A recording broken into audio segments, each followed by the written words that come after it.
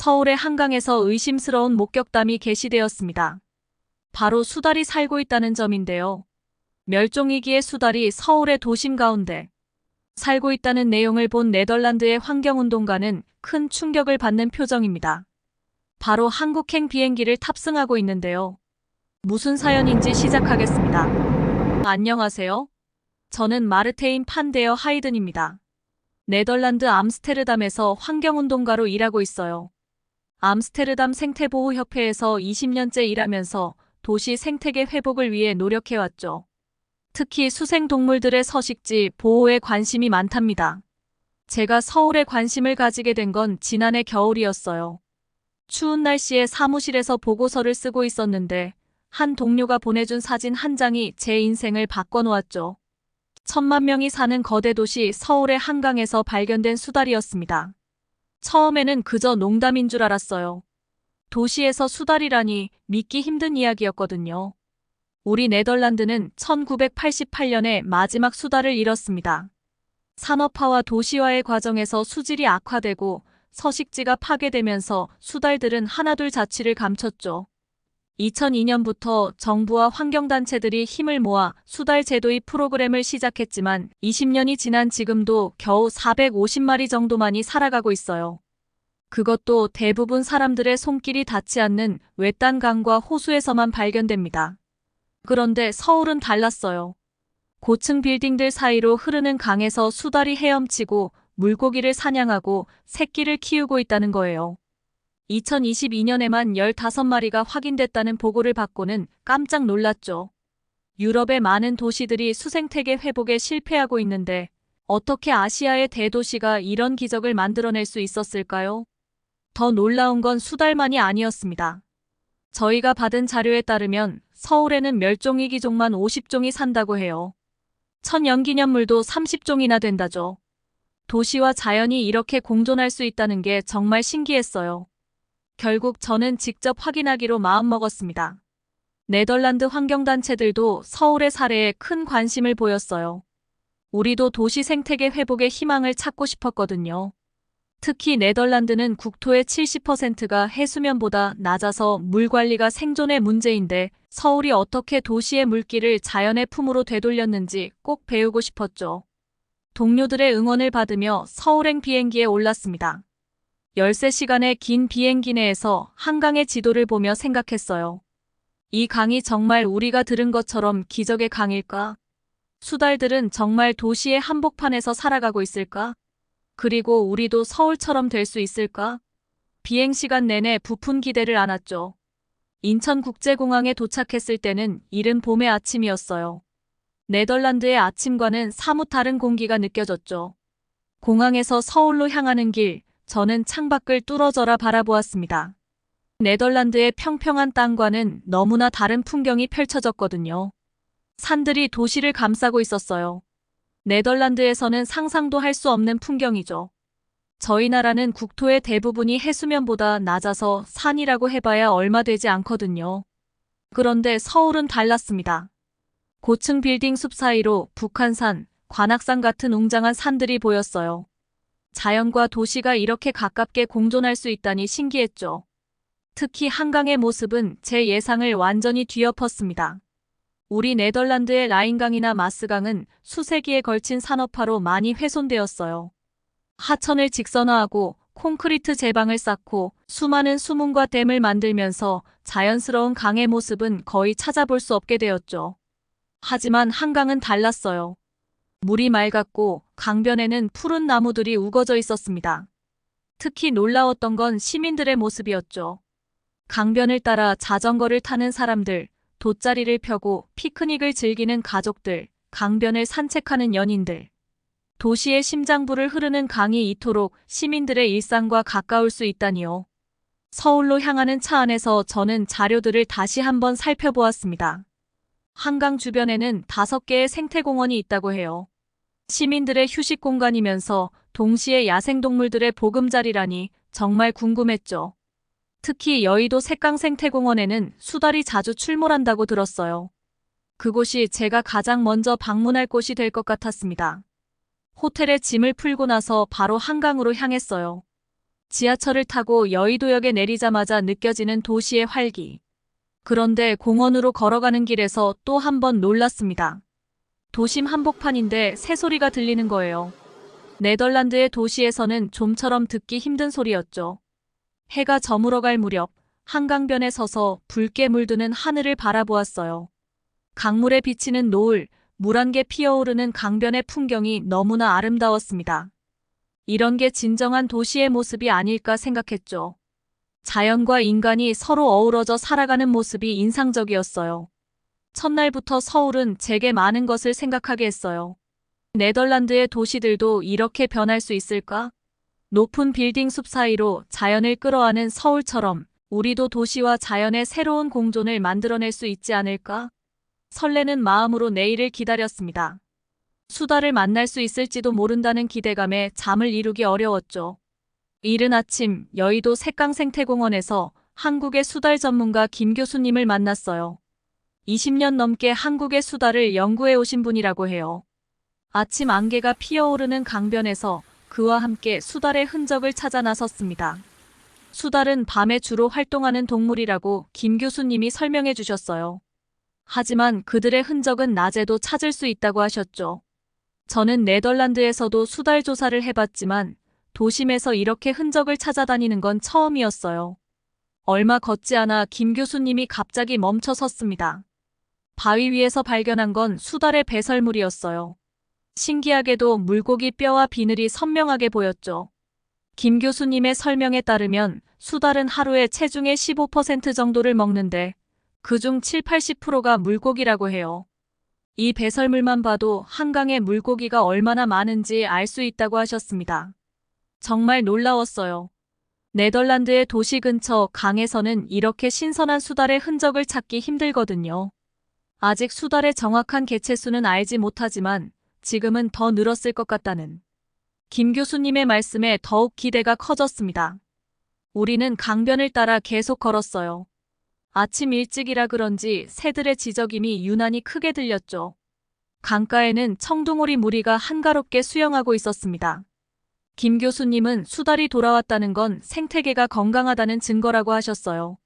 먹이 사슬의 최상위에 있는 포식자이기 때문이랍니다. 잠시 후 우리는 작은 바위 무더기 앞에서 멈췄어요. 이곳이 수달들이 자주 오는 장소라고 해요. 이런 바위 틈에서 쉬기도 한다고 하셨죠. 김 교수님의 설명을 들으며 카메라를 설치했습니다. 밤에 수달이 나타나는 모습을 촬영하기 위해서죠. 김 교수님도 처음에는 믿기 힘들었다고 해요. 40년 동안 한강에서 사라졌던 수달이 돌아왔다는 게 신기했대요. 하지만 이건 기적이 아니라 노력의 결실이라고 하셨습니다. 수질 개선, 먹이 생태계 회복, 서식지 보호. 많은 사람들의 헌신이 있었다고 해요. 오후가 되자 더 많은 시민들이 강변을 찾았어요. 자전거를 타는 사람들, 조깅하는 사람들. 그들 옆으로 백로가 날아가고 물고기들이 물 위로 뛰어오르는 모습이 보였죠. 김 교수님은 이것이 바로 우리가 꿈꾸는 모습이라고 하셨어요. 그 말씀이 가슴에 와닿았습니다. 해가 저물 무렵 우리는 마지막으로 수달의 발자국을 발견했어요. 진흙 위에 선명하게 찍힌 작은 발자국. 마치 도시와 자연의 공존을 증명하는 도장 같았죠. 카메라를 확인하러 다음날 아침 일찍 다시 오기로 했습니다. 혹시 수달을 만날 수 있을까 하는 마음에 가슴이 설렜어요. 이미 충분히 많은 것을 보았지만 서울의 한강은 아직도 저에게 더 많은 비밀을 감추고 있는 것 같았죠. 다음 날은 서울 소재의 환경공학과 교수님을 만났습니다. 한강의 과거와 현재를 연구해 오신 분이라고 해요. 과거 한강 사진을 보여주시는데 차마 믿기지 않았습니다. 회색빛 물이 흐르는 강 주변으로 거대한 콘크리트 벽이 둘러싸여 있었어요. 교수님께 전해들은 한강의 과거는 충격적이었습니다. 1960년대부터 시작된 급격한 산업화로 공장들이 강 주변에 들어섰대요. 처리되지 않은 공장 폐수가 그대로 한강으로 흘러들어갔죠. 마치 우리 네덜란드의 라인강이 겪었던 아픔과 비슷했어요. 1974년에는 팔당댐이 만들어졌다고 해요. 서울의 물 공급을 위해서였죠. 하지만 댐 건설로 인해 물고기들의 이동이 어려워졌다고 설명하셨죠. 1980년대에는 홍수 방지를 위해 강변을 콘크리트로 덮었다고 합니다. 자연스러운 강의 흐름이 사라지고 생물들의 서식지도 파괴됐죠. 수질은 계속 나빠졌어요. 강에서 물고기가 떼죽음을 당하는 일이 자주 있었대요. 악취가 심해서 강변에 가까이 가기도 힘들었다고 합니다. 사람들은 한강을 더 이상 찾지 않게 되었죠. 그러다 보니 수달을 비롯한 야생동물들도 하나둘 사라졌어요. 특히 1970년대 후반 마지막 수달이 자취를 감췄다고 해요. 그 후로 40년 동안 한강에서 수달은 볼 수 없었다는 설명을 하셨어요. 네덜란드가 그 시기 겪은 일들과 비슷했어요. 산업화의 대가는 전 세계가 비슷했나 봅니다. 교수님께서는 당시의 자료들을 보여주셨어요. 신문 기사, 연구 보고서, 오래된 사진들. 그 중에서 제 눈길을 사로잡은 건 1965년의 항공사진이었습니다. 자연스러운 곡선을 그리며 흐르던 한강이 보였어요. 지금처럼 직선화되기 전의 모습이었죠. 그때는 강변에 모래톱이 있었다고 설명해 주셨어요.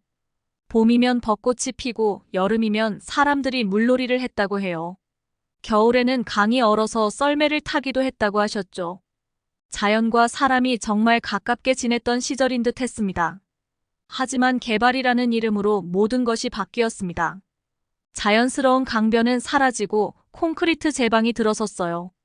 물고기가 숨을 수 있는 바위 틈도 수달이 쉴 수 있는 모래톱도 없어졌죠. 도시가 발전하는 동안 자연은 뒷전으로 밀려났습니다. 교수님의 이야기를 들으며 생각했어요. 제가 사는 네덜란드의 도시들도 비슷한 과정을 겪었죠. 운하를 만들고 제방을 쌓고 자연을 통제하려 했어요. 그 결과 도시는 삭막해졌고 생명력을 잃어갔습니다. 하지만 그 후 서울은 달랐어요. 이 회색빛 강을 다시 생명이 넘치는 강으로 되살려냈으니까요. 어떻게 이런 변화가 가능했는지 정말 궁금했습니다. 저는 바로 한강의 변화를 이끈 주역들을 만나기로 했습니다. 서울시 한강사업본부 생태보건팀의 팀장님을 만나기로 했죠. 그분들의 이야기를 들으며 서울의 놀라운 변신이 어떻게 시작됐는지 알 수 있었죠. 한강의 변화는 2000년대 초반부터 시작됐다고 하셨어요. 콘크리트로 뒤덮인 강변을 자연형 호안으로 바꾸는 작업이었습니다. 처음에는 많은 반대가 있었다고 해요. 홍수 위험을 걱정하는 목소리도 있었고 예산 낭비라는 비판도 있었죠. 하지만 서울시는 흔들리지 않았어요. 한강 57.1km 중 86.7%를 자연형 호안으로 바꾸는 대공사를 시작했답니다. 콘크리트를 걷어내고 그 자리에 흙과 모래를 깔았어요. 물가에는 갈대와 창포 같은 수생식물을 심었죠. 네덜란드의 룸포어 더 리버 프로젝트와 비슷했지만 규모는 훨씬 컸어요. 나무 심기도 대대적으로 진행됐습니다. 2005년만 해도 한강변의 나무는 85만 그루 정도였다고 하는데요. 하지만 지금은 365만 그루나 된다고 해요. 우리가 걷는 동안에도 나무를 심는 시민들을 볼 수 있었죠. 시민들이 직접 참여하는 모습이 인상적이었어요. 가장 놀라웠던 건 5개의 생태공원이에요.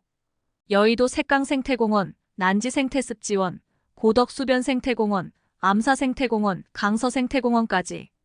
각각의 공원이 저마다의 특색을 가지고 있었죠. 어떤 곳은 철새들의 쉼터가 되고 어떤 곳은 수생식물의 천국이 되었답니다. 팀장님이 보여주신 자료에는 놀라운 변화가 기록돼 있었어요. 수질이 개선되면서 물고기가 늘어났고 그러자 철새들이 돌아왔대요.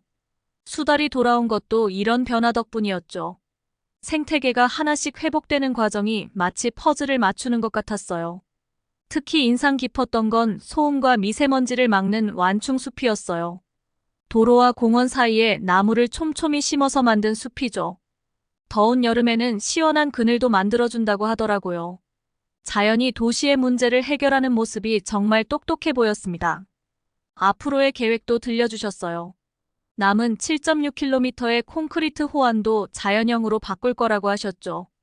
5개의 생태공원도 각각의 특성을 살려서 더 발전시킬 계획이래요. 시민들과 자연이 더 가깝게 만나면서도 생태계는 더 건강하게 지키는 방법을 연구하고 있다고 합니다. 저희 네덜란드의 도시들도 이렇게 변할 수 있을까 생각했어요. 운하와 제방으로 꽉 막힌 도시에 자연을 되돌려주는 일. 불가능해 보이지만 서울이 해냈고 그대로 따라한다면 저희 나라도 가능하지 않을까요?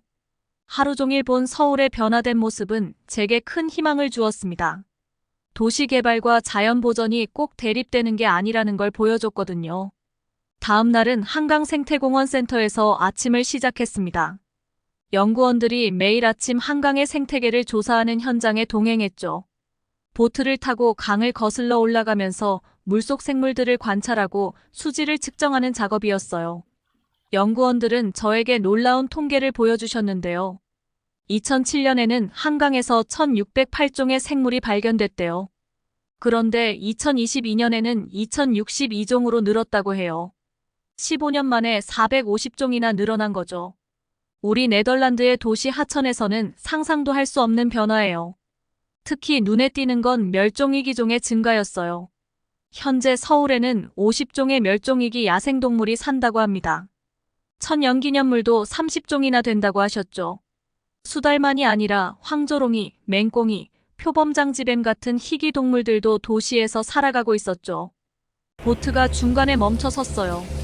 연구원들이 그물을 내려 물고기를 조사하는 모습을 지켜봤죠. 그물 속에는 다양한 물고기들이 가득했어요. 누치, 잉어, 피라미.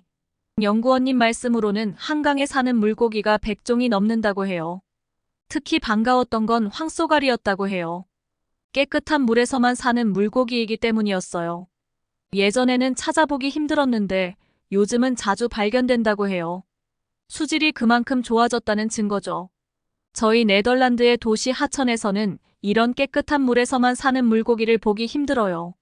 강변에 도착해서는 조류 조사에 참여했어요. 망원경으로 새들을 관찰하고 기록하는 작업이었죠. 청둥오리, 외가리, 해오라기. 그리고 놀랍게도 멸종위기종인 흰꼬리 수리도 보였어요. 도심 한가운데서 이렇게 다양한 새들을 본 건 처음이었습니다. 점심을 먹으면서 연구원들과 이야기를 나눴어요. 한강의 변화는 단순히 종수의 증가만이 아니라고 해요. 생태계가 안정화되고 있다는 게 더 중요하다고 합니다. 먹이 사슬이 복잡해지고 생물들 간의 관계가 다양해지고 있다고 하셨어요. 오후에는 수중 생태계를 관찰했어요. 투명한 바닥이 있는 보트를 타고 물속을 들여다봤죠. 수초들이 물결처럼 흔들리는 모습이 정말 아름다웠어요. 작은 물고기들이 그 사이를 헤엄치고 가끔은 큰 물고기의 그림자도 보였죠. 연구원들은 이런 변화가 쉽게 이뤄진 게 아니라고 해요. 수질 개선, 서식지 복원, 먹이 생태계 회복까지 모든 것이 연결되어 있었죠. 한 가지만 좋아져서는 안 된다고 합니다. 생태계 전체가 건강해져야 한다고 해요. 하루 종일 현장을 다니면서 느낀 건 서울의 변화가 정말 대단하다는 거예요. 네덜란드에서는 생태계 회복에 몇 세대가 걸린다고 생각해요. 하지만 서울은 한 세대 만에 이런 변화를 이뤄냈죠. 돌아가는 길에 다시 한번 한강을 바라봤어요. 수많은 생명이 숨쉬는 이 강이 불과 15년 전만 해도 이렇게 건강하지 않았다는 게 믿기지 않았습니다. 마지막 조사일을 앞두고 여의도 한강공원을 찾았어요. 이른 아침부터 공원은 활기가 넘쳤습니다. 조깅하는 사람들, 자전거를 타는 가족들, 요가 매트를 펴고 앉아있는 시민들. 도시와 자연이 이토록 자연스럽게 어우러질 수 있다니 신기했어요. 한강사업본부의 안내로 5개의 생태공원을 순서대로 방문했습니다. 각각의 공원이 저마다의 특별한 이야기를 가지고 있었어요. 여의도 색강생태공원은 수달의 놀이터가 됐고 난지생태습지원은 철새들의 쉼터가 됐죠. 고덕수변생태공원에서는 멸종위기 식물들이 자라고 암사생태공원은 물고기들의 산란처가 됐어요. 강서생태공원은 양서류들의 천국이 됐다고 하네요. 특히 인상 깊었던 건 시민들의 참여였어요. 생태공원 곳곳에서 자원봉사자들을 만날 수 있었죠. 어떤 분들은 새들을 관찰하고 기록하고 계셨고 또 어떤 분들은 물가의 쓰레기를 치우고 계셨어요. 초등학생들은 선생님과 함께 생태학습을 하고 있었고 어르신들은 식물을 가꾸고 계셨죠. 네덜란드에서는 상상하기 힘든 풍경이에요. 저희도 자연보호 활동이 있지만 대부분 전문가들의 영역이죠. 하지만 서울의 생태공원은 달랐어요. 시민들이 주인이 되어 자연을 지키고 가꾸는 모습이 정말 멋져 보였습니다. 점심때가 되자 돗자리를 펴고 앉은 시민들이 더 많아졌어요. 바람에 흔들리는 갈대를 보며 도시락을 먹는 모습이 참 평화로워 보였죠. 저도 잠시 앉아서 주변을 둘러보았어요.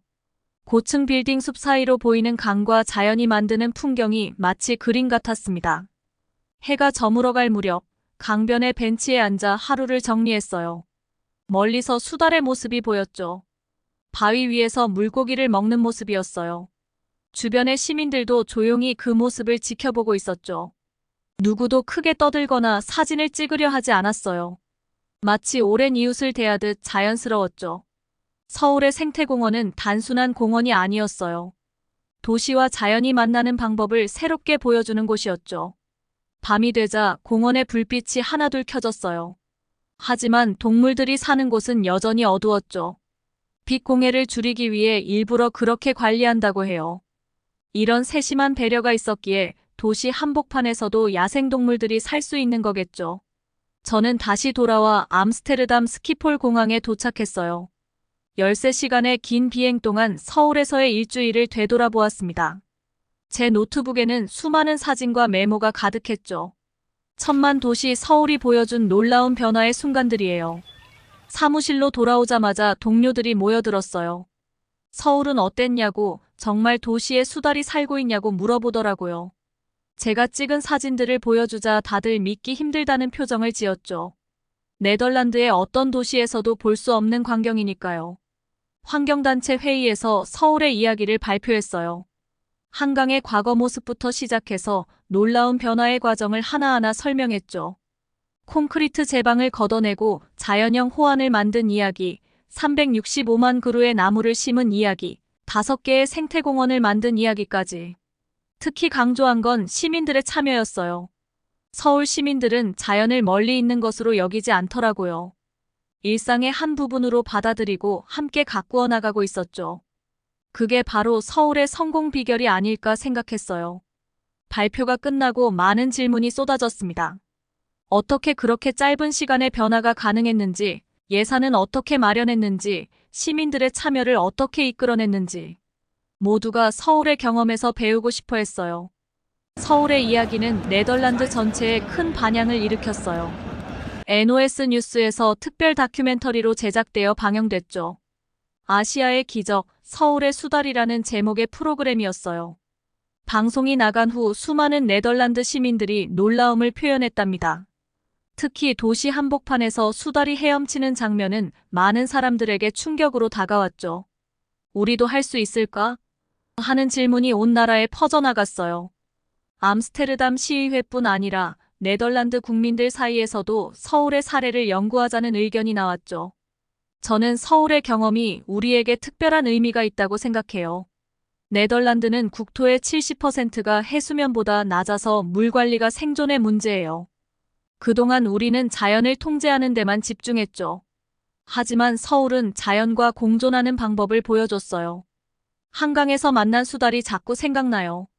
거대한 도시의 한가운데서 평화롭게 물고기를 잡던 그 모습. 언젠가 암스테르담의 운하에서도 수달을 볼 수 있을까? 불가능해 보이지만 서울이 해냈다면 우리도 할 수 있지 않을까 하는 막연한 생각이 들었습니다. 서울에서 가져온 한 폭의 그림이 있었어요. 마지막 날 한강사업본부에서 선물로 주신 한강을 담은 그림이었습니다. 40년 전만 해도 죽음의 강이었던 한강이 이제는 생명이 넘치는 강으로 변했다는 걸 상징하는 것 같아요. 이제 저는 매일 아침 이 그림을 보며 하루를 시작해요. 도시와 자연이 공존할 수 있다는 희망을 잊지 않기 위해서죠. 서울이 보여준 기적은 멈추지 않을 거예요. 이제 우리 차례입니다. 암스테르담에서, 로테르담에서, 네덜란드의 모든 도시에서 자연과 함께하는 새로운 미래를 만들어갈 거예요. 오늘 사연은 여기까지입니다. 한강에 수달이 살고 있다는 얘기를 듣긴 했지만 깊게 생각해보진 않았던 것 같아요. 한강의 기적은 비단 경제뿐이 아닌 환경으로도 설명이 가능한 단어였군요. 급속한 경제 성장을 이루고 망가진 환경도 다시 급속도로 복원하는 일은 우리 대한민국만이 가능한 일이 아닌가 생각합니다. 여러분들의 의견도 댓글로 많이 남겨주세요. 감동포착 여기까지입니다. 사연이 마음에 드셨다면 좋아요와 구독 잊지 마시고요. 시청해주셔서 감사합니다.